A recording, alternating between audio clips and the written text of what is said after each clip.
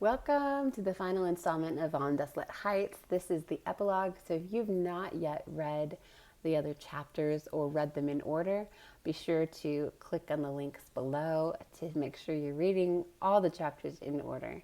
Without further ado, here is On Desolate Heights, Epilogue. When your children ask their fathers, "What are these stones?" then you will let them know, saying, "Israel crossed over this Jordan on dry land.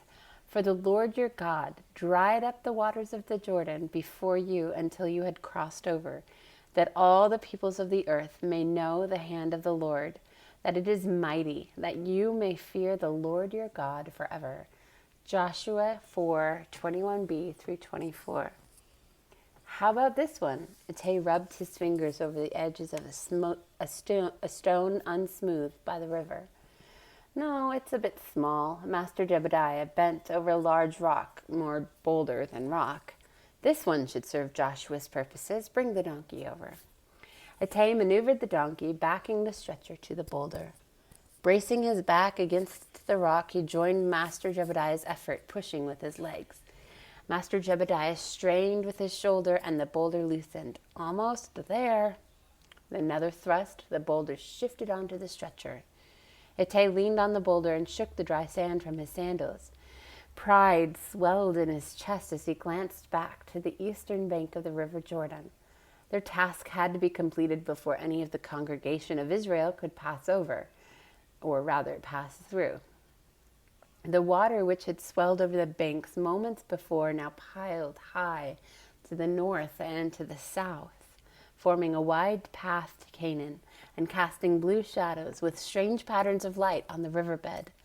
The priests carrying the Ark of the Covenant had stepped into the water, and miraculously the water had disappeared before their feet fully lowered. The dry land spread as if it had traded properties with the water, and the priests' feet rested firm where mud should have lain.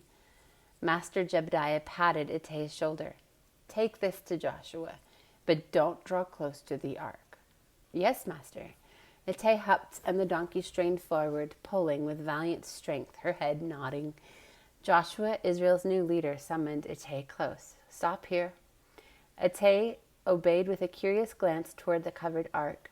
Joshua nodded to the waiting men, and they lifted Master Jebediah's boulder to join in solidarity with the other 4 boulders. 7 more men had their boulders in various stages of acquisition. All would stand as pillars, more regal than any, leading to a fine estate, marking the place where the priests waited with the Ark of the Covenant resting on their shoulders. Itay returned to Master Jebediah, who waited by another rock. He ruffled Itay's hair. "Well done." Ducking his head shyly, Itay asked, "Shall I load this stone, master?" "No, this one I must carry on my shoulder." Master Jebediah squatted beside it. "Will you help me hoist it up?" Itay knelt and dug his fingers under the rock. The sand here lay cool and moist. "Ready?" Master Jebediah shifted into it. "Lift." Fingers straining with the weight, Itay curled the stone close to his chest while Master Jebediah positioned himself underneath, rising with a grunt. "Lead the way." Itay tugged on the donkey's rope, reaching a hand up to steady the rock on his master's shoulder. They made the tedious trek in the shadow of the river, the ground beneath packed firm and dry like any above-river road. Upon reaching the western bank, Master Jebediah leaned forward and released the stone. It fell to the ground with a thud. He straightened, kneading his shoulder. "These stones will serve as a memorial, Itay. Let no one forget Yahweh and his mighty power. Who is like Israel? We are a people saved by Yahweh, the shield of our hope, the sword of our majesty." Itay's eyes watered as he lifted his gaze to the majestic blue boundaries of the deep. Far beyond, the leaders of Israel striding between the regal columns of stone, the people waited, the wind carrying snippets of their eager song. Mist sprayed from atop the mountains of water. Itay shivered at the coolness on his sun-kissed skin.